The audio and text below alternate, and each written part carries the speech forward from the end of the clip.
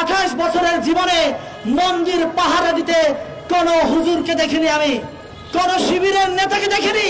কিন্তু ওই 2024-এ আমি দেখেছি যে আমার মুসলমান ভাইরা বৌদ্ধ মন্দির কিভাবে পাহারা দিয়েছে, হিন্দু মন্দির কিভাবে পাহারা দিয়েছে।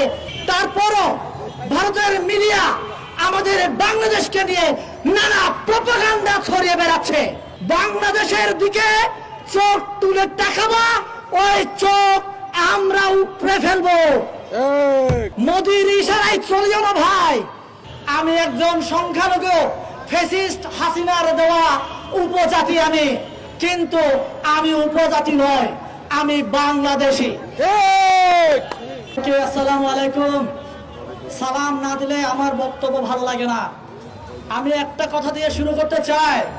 আমার এই বাংলাদেশে যে সংখ্যালঘু নেতারা আছেন, সংখ্যালঘু নেতা, এটা কার নাম জানেন? ফ্যাসিস্ট হাসিনা আমাদের মাথায় দিয়ে যাওয়া শব্দ সংখ্যালঘু। এই সংখ্যালঘু নেতারা দাবি করেন বাংলাদেশে হিন্দু 37% ছিল, এখন হয়েছে 8%। বৌদ্ধ এত পার্সেন্ট ছিল, এত পার্সেন্ট, বা আমার পাহাড়ে এত পার্সেন্ট ছিল, এত পার্সেন্ট কমে গেছে। আমি সাবধান করতে চাচ্ছি, এই সংখ্যালঘু নেতাদের কথা যদি আপনারা শুনেন, আমার সংখ্যালঘু ভাইদেরকে আমি বলছি, আপনারা যদি তাদের উস্কানিতে পা দেন, তাহলে এখন তো 8% আছি, আগামীতে এটা শূন্যর কোথায় নেমে আসবে। শূন্যের কোথায় নামিয়ে আনার জন্য ভারত আমাদেরকে ব্যবহার করছে। হয়তোবা আপনারা অনেকে বলবেন ভারতের এখানে হাত কি, ভারত কিভাবে এখানে কাজ করছে। আপনাদের মনে প্রশ্ন জাগতে পারে, আমি উপজাতি নয়, আমি বাংলাদেশি। আজকে আমাকে উপজাতি বললে আপনারা চিনেন, কিন্তু আমি যখন চাক বলি আপনারা আমাকে চিনেন না। আজকে বাংলাদেশে আমরা 6000 আছি, আগামীতে এই 6000ও বাংলাদেশে থাকবো না যদি এই আমরা সেই মোদির ইশারায়, ইসকনের ইশারায় আমরা যদি তাদের কোন কথা মতো চলি। আমি সাবধান করতে যাচ্ছি, আহ্বান করতে যাচ্ছি, এই বাংলাদেশে যা হিন্দু আছে, বৌদ্ধ আছে, খ্রিস্টান আছে, এই ধর্মের যারা আছে সাধারণ ভাইদেরকে আমি আহ্বান জানাতে চাই, আপনারা ফাঁদে পা দিবেন না। আমরা যদি ফাঁদে পা দেই তাহলে বাংলাদেশ থেকে আমরা নিশ্চিহ্ন হয়ে যাব।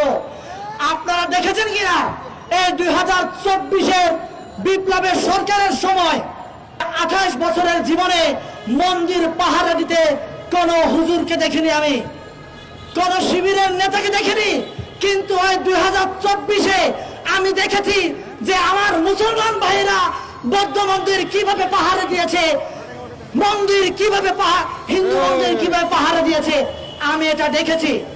এটা কি আমাদের বাংলাদেশের জন্য, সম্প্রীতির বাংলাদেশ বলার জন্য কি যথেষ্ট নয় কিনা?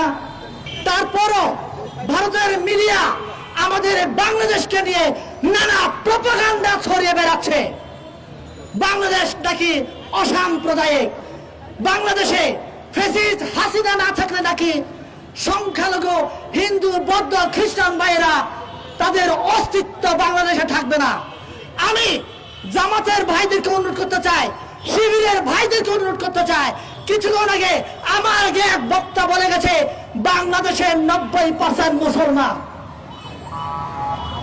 এই 90% মুসলমানের কাছে আমার আহ্বান থাকবে, আপনারা দেখিয়ে দেন এই বাংলাদেশের মানচিত্রে একমাত্র মুসলমানরাই ভিন্ন ধর্মাবলম্বী ভাইদেরকে বুকে আগলে নিয়ে নিরাপত্তা দিয়ে রেখেছে। এটার উজ্জ্বল দৃষ্টান্ত বাংলাদেশ ছাড়া পৃথিবীতে অন্য কোনো দেশ নাই।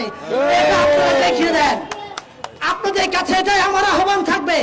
তাহলে আজকে কে হিন্দু মারা গেল, কে মুসলমান মারা গেল, এই বিচার বিশ্লেষণে আমাদেরকে সমাবেশ করতে হবে না।